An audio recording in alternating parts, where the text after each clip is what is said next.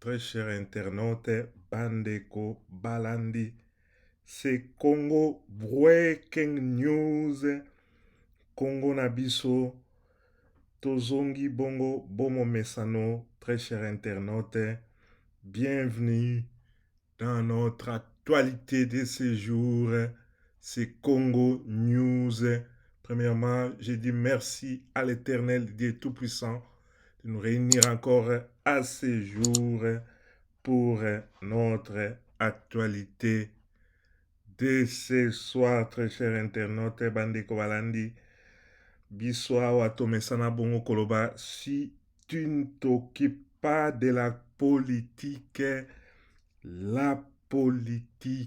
s'occupera de toi. Très cher internaute, Bandeko Balandi, tozongi lisusu bomo mesano pona kopesa bino baaktualité pe basango oyo ezali koleka na mboka na biso République démocratique du Congo. Na sommaire na biso ya mokolo ya lelo, très cher internaute, Bandeko Balandi, tozali bongo na vote du bureau définitif de l'Assemblée nationale. Les députés nationaux Mbosso Kodia est candidat unique pour l'élection du président de l'Assemblée nationale. Yamibali Tokozala bongo na mesure à la suite de la démission du gouvernement, suspension jusqu'à nouvel ordre des recrutements, des promotions, des paiements liés aux dépenses publiques. Très cher internaute, Tokoya Kosuksa bongo na la situation en République centrafricaine représente une forte menace pour la paix et la stabilité de la sous-région. Très cher internaute, Bandeko Balandi, pona ko rappele bino, bongo mesano, kobo sanate, ko s'abonner na chaîne na biso Congo News RDC TV. Congo News RDC TV. Oye mesana kopesa bino ba information politique, actualité nyonso oye le kaka na mboka na biso la République démocratique du Congo. Pe kobosana te, très cher internaute, ko activer cloche de notification pour être Olanda Kabiso toujours en temps réel. Très cher internaute, Bandeko Balandi, Toleki Nalombango Penza pona kobanda actualité nabiso ya mokolo ya lelo. Le député national Mbosso Kodia est candidat unique pour l'élection du président de l'Assemblée nationale. Ceci ressort de la liste définitive des candidats rendus publics ce dimanche 31 janvier 2021 après examen des candidatures. Très cher internaute, Bobike actualité ezali dominé na vote ya bureau définitif ya Assemblée nationale na biso oyo il faut bacha en place et kozala bongo na mokolo ya mercredi. Bandeko Balandi, bongo na poste oyo esengeli ya président ya Assemblée nationale ezali ye moko azali pour le moment na bureau d'âge président. Christophe Mbosso azali candidat unique na poste wana. D'après ces listes, la candidature du député national Bandenonga Akukpa Fabrice a été déclarée non recevable. Plusieurs griefs sont retenus contre son dossier: manque de lettre de consentement, non élu comme indépendant à l'origine, non présenté par son parti ni par son regroupement politique, non-appartenance à la majorité. La candidature de Kimbunda Mudikela Jean à ce poste est également déclarée non conforme. Très cher internaute, Mbosso azali moko candidat na poste ya président ya Assemblée nationale na vote wana. Ezalaki na bakandidat mosusu lokola Bandenonga Akuka Fabrice. Ye dossier na ye ezali non recevable po ete azali na parti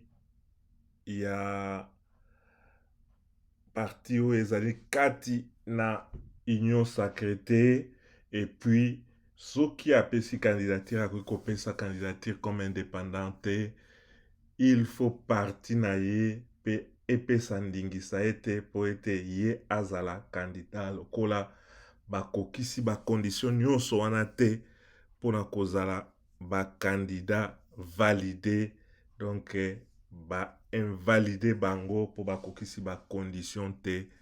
Donc na poste wana mokolo ya mercredi tozali be na candidat moko oyo ezali Christophe Mbosso Kodia.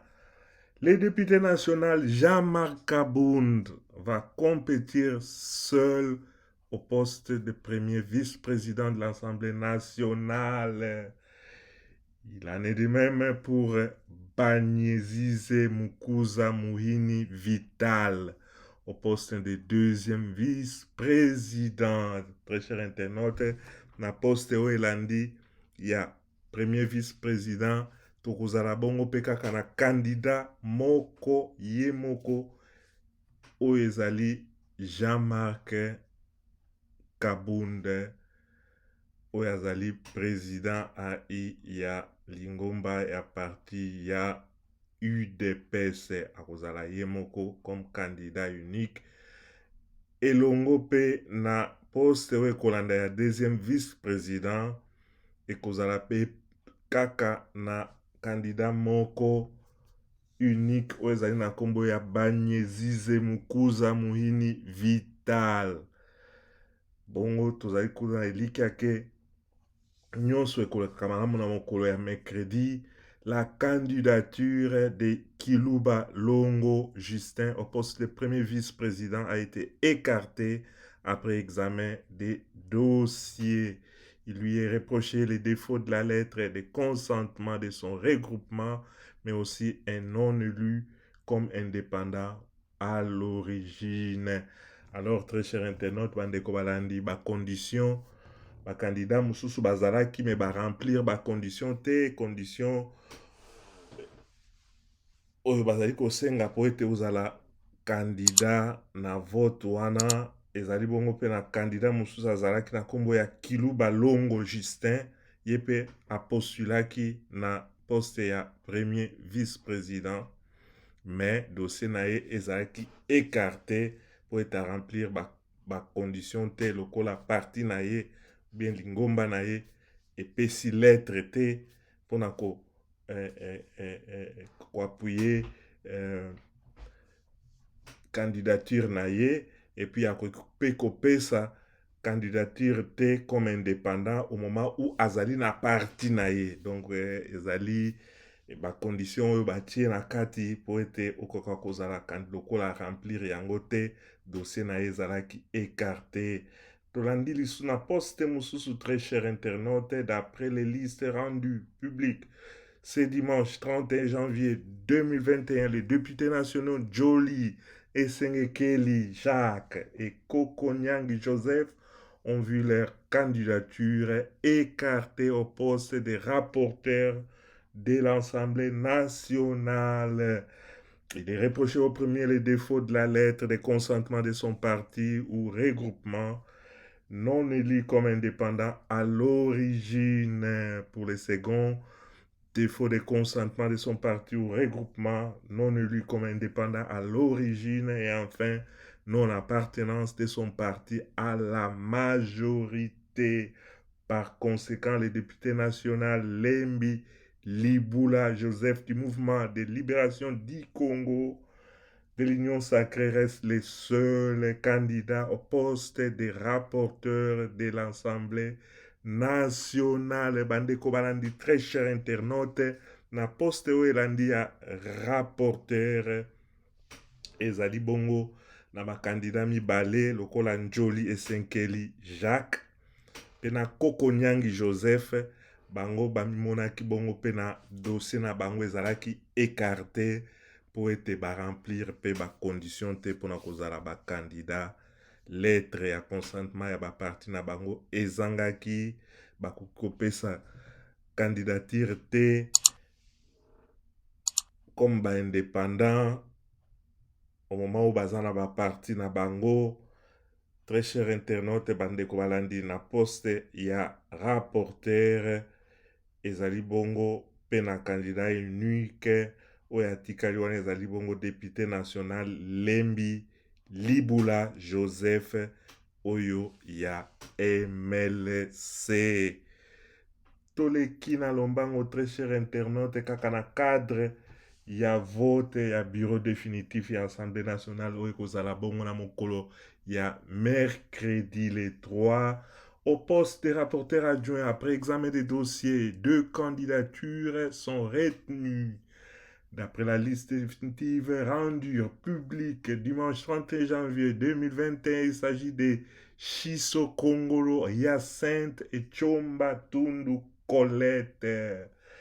Bandeko balandi na poste oyo elandi ya rapporteur adjoint ezali na bakandidat mibale oyo baretenir bacandidature na bango. Très cher internaute bandeko balandi ezali bongo na honorable Shiso Kongolo Hyacinthe et puis na Chomba Tundu Colette. Bango mibale bazali bongo retenu pona poste vote kozala na poste ya rapporteur adjoint. Dans la catégorie des candidatures déclarées non recevables, il y en a entre autres Bolio Emina Willy, Bonane Yangazi, Geneviève Inagosi, Kayenga Sampo Joseph, Mufula Jiv Yosue, Musao Kalombo, Sedea Ngamo Arthur, Chilem Kabwit Albert Etienne. Très cher internaute bandeko balandi ezali pe na bakandidat mosusu na poste ya rapporteur adjoint oyo badossier na bango ezali non recevable. Bakombo natangeli bino deja yango bango bazwami te po ete bapesa candidature na bango vote ya poste ya rapporteur adjoint. Il est reproché à cette catégorie d'élus nationaux plusieurs griefs, notamment les défauts des lettres de consentement de leur parti ou regroupement politique non élus comme indépendants à l'origine. Les candidats des membres de l'Union sacrée de la nation au poste de quaesteur et quaesteur adjoint ont été retenus. Il s'agit de Tabou Makusi Angèle comme quaesteur et Kanefu Munuya JP comme quaesteur adjoint.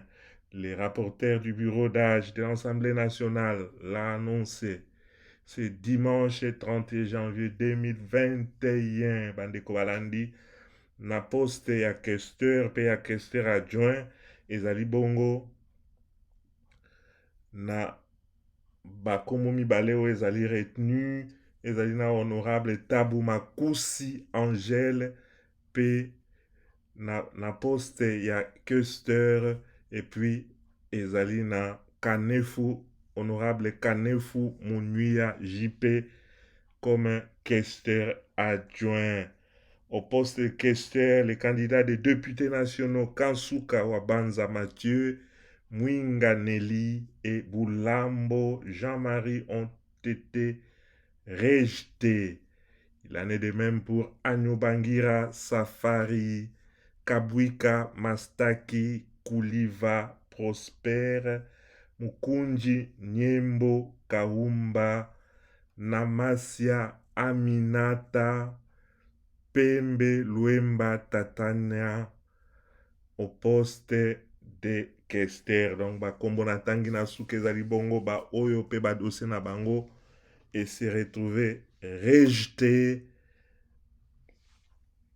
Bakozala bongo ba candidat te na vote ya mokolo ya mercredi 3 février oyo ekosalama bongo po batia en place bureau définitif ya Assemblée nationale. Très cher internaute, bandeko balandi toko retenir nini na bakombo nyonso na baposte oyo natangeli bino. Voici les membres et les postes respectifs des candidats de l'Union sacrée. Bandeko balandi bokoko retenir ete na baposte nyonso ezali nyonso ndenge bozali komona wana yango nde ekozala bongo na vote ya bureau définitif ya mokolo ya mercredi le 3 février oyo ezali koya. Me na bakandida ya Union sacrée tala bakombo oyo ezali retenu na poste ya président tolobaki bongo ezali na candidat unique ye moko ezali Christophe Mboso. Na poste ya premier vice-président ezalaki bongo pe na candidat moko pe kaka ye moko oyo azali candidat unique ye na kombo ya honorable Jean-Marc Kabound. Na poste ya deuxième vice-président candidat akozala pe moko pe kaka azali candidat unique na kombo ya honorable Vital Banyiwezize. Bongo na rapporteur tokozala bongo na candidat oyo ya Union sacrée, ba candidat mosusu pe bazali ya opposition. Oyo ya Union sacrée oyo azali retenu na poste ya rapporteur ezali bongo na Lembi Libula. Na rapporteur adjoint toyebi bongo ekozala poste réservé mpona opposition. Na oyo ya questeur ba candidat bazali misusu me na oyo ya Union sacrée ezali bongo na Angèle Tabu nde azali retenu mpona Union sacrée. Bongo na poste ya questeur adjoint tozali bongo na honorable Kanefu Mouya Jean-Pierre oyo azali retenu. Bandeko tokolandela likambo oyo na mokolo ya mercredi pe tokoya kozonga mpona kolimbolela bino tosuete nyonso eleka malamu mpo ete tozwa bureau définitif ya Assemblée nationale na biso. Très cher internaute, bandeko balandi toleki lisusu na lombango penza mpona kozwa actualité na biso mosusu ya mokolo ya lelo. Kobosana te kosabone na chaîne na biso ezali bongo Congo News RDC TV pe kobosana te koactive cloche de notification po ete ozwa ba information na biso en temps réel. Na kotanga na bino mesure à la suite de la démission du gouvernement, suspension jusqu'à nouvel ordre de recrutement, de promotion, de paiements liés aux dépenses publiques. Très cher internaute, boyebi ete na magazine na biso ya actualité elekaki ezali bongo na directeur ya cabinet oyo mokonzi ya mboka Félix Antoine Tshilombo auta économie azali bongo asi abandi mosala pe ezali na bamesure oyo ezwami tokotanga pe tokolimbolela bino. La présidente de la République vient de prendre des mesures conservatoires relatives à la démission du gouvernement de coalition. Il s'agit entre autres de la suspension jusqu'à nouvel ordre de recrutement, des nominations, des promotions et des mouvements du personnel à tous les niveaux. Il s'agit de la suspension jusqu'à nouvel ordre des engagements, des liquidations et des paiements de toutes les dépenses publiques autres que celles liées aux charges du personnel. La suspension des missions à l'extérieur du pays pour tous les membres du gouvernement ainsi que les personnels de leur cabinet, sauf les déplacements liés à certains dossiers spécifiques pour lesquels les demandes d'autorisation seront examinées au cas par cas. Bandeko balandi boyebi beke soki gouvernement moko esili kokweya ezali na gouvernement oyo ezali koya me kosala mikolo ti ete tozwa gouvernement ya sika. Donc ezali na ba mesure oyo ezwami bongo na présidence ya république po ezali tango moko ezalaka vraiment fragile baministre bazalaki ya kala ebele ya mitema mabe mpo ya maboko milai baprofitaka na ntan oyo mpona kobimisa misolo ya ekolo bongo esengeli bongo na bamesure oyo ezwama ezali rituel esalamaka bongo bamesure administrative ezalaka na bamboka nyonso po ete makambo ekoka kotambola malamu ezali par exemple bakoki korekrite lisusu personnel te soit ya cabinet soit na konome bato ezali bongo na bavoyage ya bango moko ou bien ya bavoyage ya oyo bazali kosala personnel bazali kosala na kati ya cabinet ezali nyonso suspendu jusqu'à nouvel ordre. L'interdiction de recourir aux opérations de cession, de transfert et d'aliénation des actifs de l'État. Toutefois, les cas exceptionnels devront être soumis à l'appréciation et l'autorisation préalable de son Excellence, Monsieur le Président de la République, chef de l'État, en sa qualité de garant du bon fonctionnement régulier des pouvoirs publics et des institutions, ainsi que la continuité de l'État, et c'est conformément à l'article 69 alinéa 3 de la Constitution, a expliqué Guylain Nyembo, très cher internaute, Pandeko Balandi, Guylain Nyembo, Oazali Bongo, le nouveau directeur ya cabinet ya mokonzi ya mboka, chef de l'État Félix Antoine Tshisekedi, nde akwesi mibeko oyo pe akomi makomi oyo ezali normal mpona kolandela continuité ya l'État. Tokoya kotala makambo oyo tokoyeba ndenge nini ya kolimbola bino na actualité na biso frangala ya mbala ya nsima toleki lisusu na actualité na biso ya suka ya mokolo ya lelo. Très cher internaute, bandeko balandi, la situation en République centrafricaine représente une forte menace pour la paix et la stabilité de la sous-région. Les chefs d'État et de gouvernement de la Conférence internationale sur la région des Grands Lacs, en sigle CIRGL, estiment que la situation actuelle en République centrafricaine représente une forte menace pour la paix, la sécurité et la stabilité dans la sous-région et principalement dans les pays voisins de la République centrafricaine. Ils l'ont dit à l'issue d'un mini-sommet qui s'est tenu le 29 janvier à Luanda sur la situation politique et sécuritaire régnant en République centrafricaine. Ils ont constaté une aggravation de la situation sécuritaire et consécutive à la persistance des actions militaires menées par les forces rebelles et que les autorités légales éprouvent des difficultés à assumer leurs missions légitimes de sécurité et de protection à raison de leur obligation de se conformer aux décisions du Conseil de sécurité de l'ONU prises en vertu de la résolution 2536 en 2020. Très cher internaute, bandeko balandi ya Congo News RDC TV, situation ezali koleka na République centrafricaine o bazali ba voisin na biso na ngambu ya Équateur ezali toujours kosagrave boyi malamu ke guerre ezali kuna makasi. Réunion esalamaki ya bakonzi ya mboka na mokolo ya le 29 janvier na Luanda ndenge bamesana kosangana na mini sommet na bango mpona kovandela likambo oyo bazali kodeplore insécurité pe situation grave oyo ezali toujours koleka na République centrafricaine. Les chefs de l'État et des gouvernements ont aussi noté que les forces rebelles s'approvisionnent en armes de plus en plus sophistiquées et d'autres moyens pour mener à bien leurs actions contre les populations et les autorités légitimes de la République centrafricaine, mais aussi une forte présence des mercenaires au sein des forces rebelles.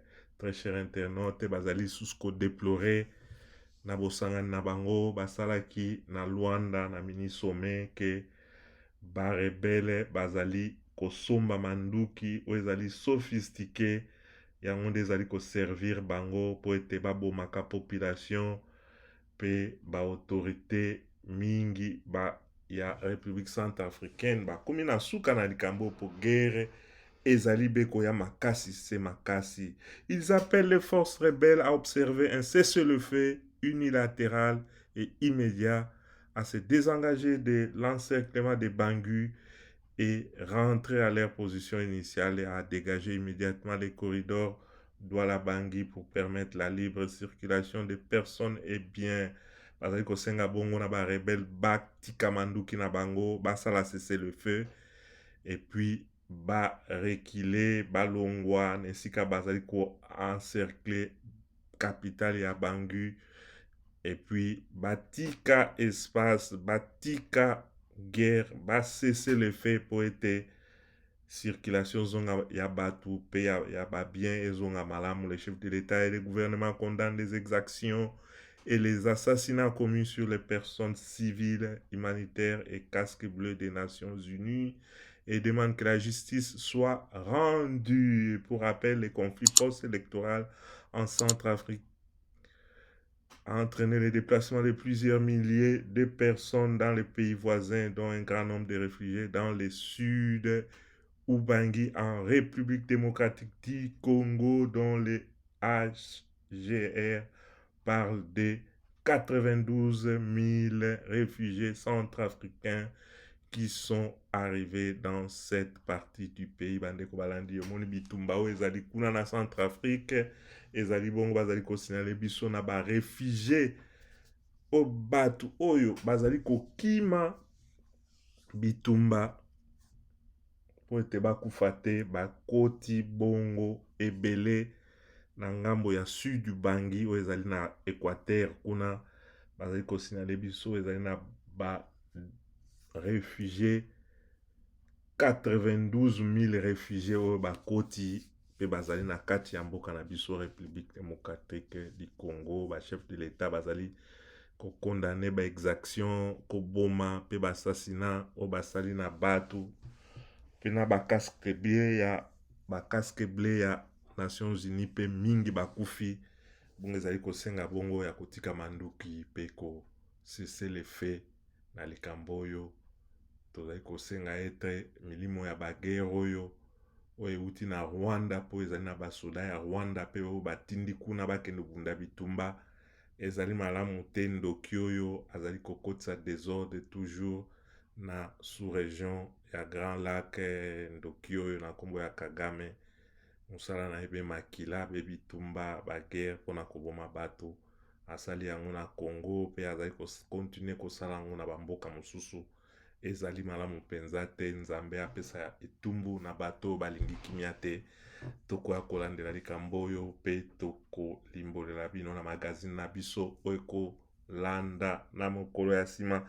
Tokomi na suka ya actualité na biso frangala ya mokolo ya lelo. Très cher internaute bandeko balandi kobosana te kosabone na chaîne na biso oyo ezali Congo News RDC TV.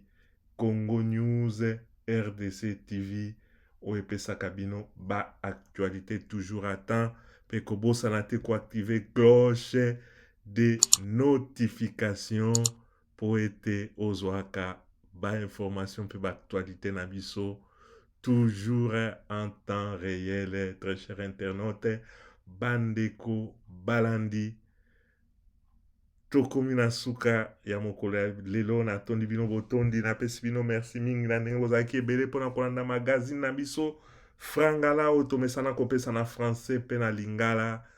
Tokomi na mbala nsima napesi bino merci mingi mpe merci lisusu. Au revoir.